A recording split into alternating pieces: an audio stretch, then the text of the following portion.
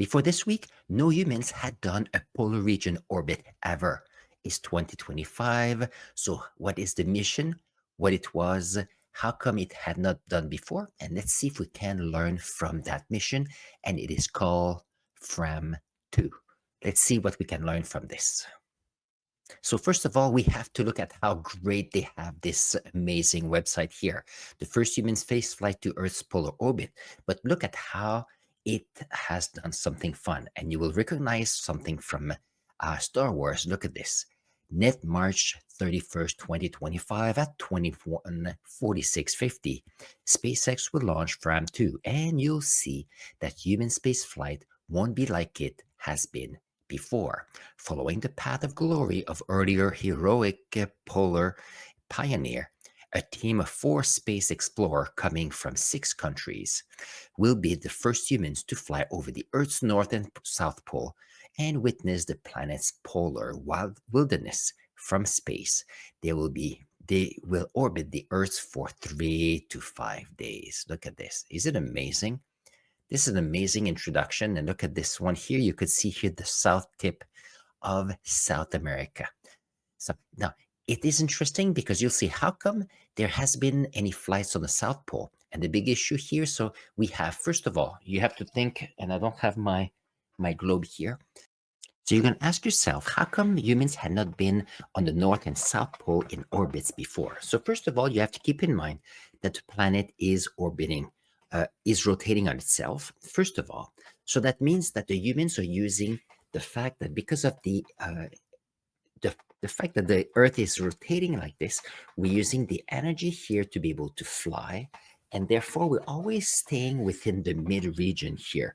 Maybe I think the highest was maybe in the 60 degrees up, maybe a bit further. But keep in mind that there are no humans. Most humans are along on either side of the equator. Therefore, not many people are up here and not many people are down there. And on top of that, we have to keep in mind that in order to go from the equator area, so here the rocket left in Florida, we need extra energy to be able to go from east-west to north-south.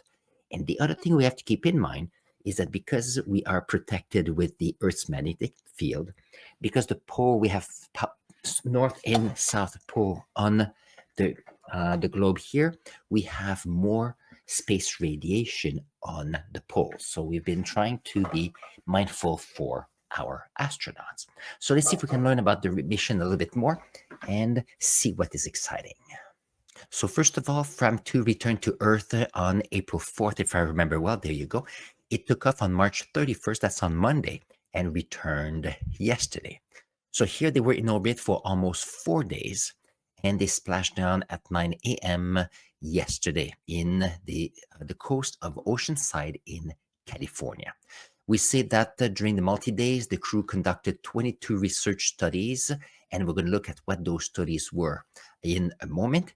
And there were 4 crew members. We had the mission commander, Chong Wang, vehicle commander, Jeannick Mikkelsen.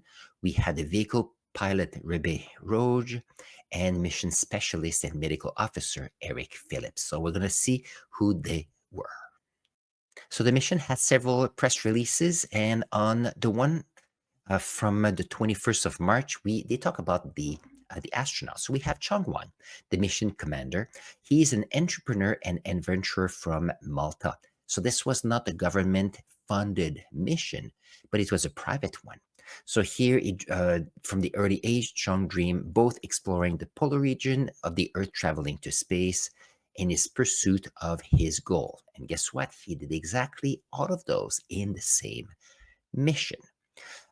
Very nice. We have Jeannick Mikkelsen, the vehicle commander. So is a Norwegian film director and cinematographer specializing in fringe technology that includes creating next generation technology for movies. And guess what?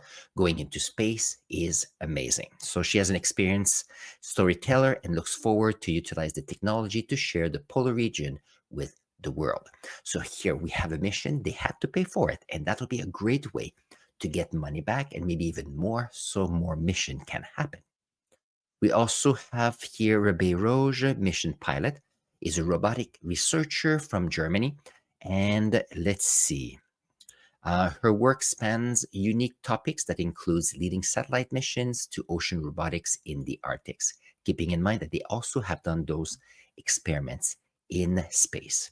Then we have Eric Phillips, the mission specialist and medical officer. He's an Australian professional polar adventurer, so had been there, completed numerous ski expeditions to the North and South Pole, and this time he was in space, which is exciting. So what's interesting here, let's see what were the possible, the 22 research that they did. So let's see if we can go here. So a few things that were interested. So first of all, they took the first X-ray of humans in space. So here, keep in mind that if we're thinking of long mission to Mars, for example, or long stay on the moon, we need to be able to do that. On top of that, we had an assisted functional task related to landing in a safe configuration for short and long duration in space. So here these individuals went for 4 days into space and they went out and came back. And I was reading that their body had gone through very minimal change because when they came back, they were the same way as before they left, which is exciting. The other experiment is the blood flow restriction. And here it's about, what was it again? It is about to better enable astronauts to maintain muscle and both bone health throughout the long flight. For example, to Mars, but it's not just to get there. It's as depending on how long you stay there, but also coming back. The next one, they did some study for to grow mushroom into space because eventually humans will need to grow their food there, which is exciting. Another experiment is with the Deura ring. So if we look at the website here, it says here that spend a day with Ura. It is the smart ring to your finger and continuously collect data of over 20 biometrics that directly impact the well-being day and night. So I'm sure they've been wearing they were wearing the rings several days or weeks before the mission. They wore it during the mission and then after that as well. Because here they say continually collect the data, and therefore it's a great way to know how the body is reacting to space flight. And it's especially because sleep patterns are different, also blood pressure patterns are different, so making sure that the astronauts are being great. And then we also had some experiments with human anatomy. There were some experiments here about diabetes here, and the reason here is to look at monitoring the change in glucose regulation due to microgravity, because keeping in mind that if we have astronauts in space for a long time, their health will be affected. We have women's health study to use a novel hormone test to utilize how female reproductive hormones are impacted in microgravity. We have also how microgravity is affecting blood health and focus on anemia and critical change in long-term mission, such as the one in Mars. We also have a study on motion sickness and a study on bone health. Now, I was reading some articles saying that some of those experiments could have been done in the space station or in other environments. However, I think it was a 4-day mission. It's a great way, may as well get as much data as possible. Very nice. And before we leave, I was looking at is it called the Fram2 mission? And it is in recognition of a Norwegian ship. And there it is, a Norwegian ship, which was the first ship to actually reach the pole. And let's see, the Fram was the first ship specially built in Norway for polar research. She was used on 3 important expeditions here in 1893, and then in here 1898, and in 1912. And it's part of the Oslo Museum.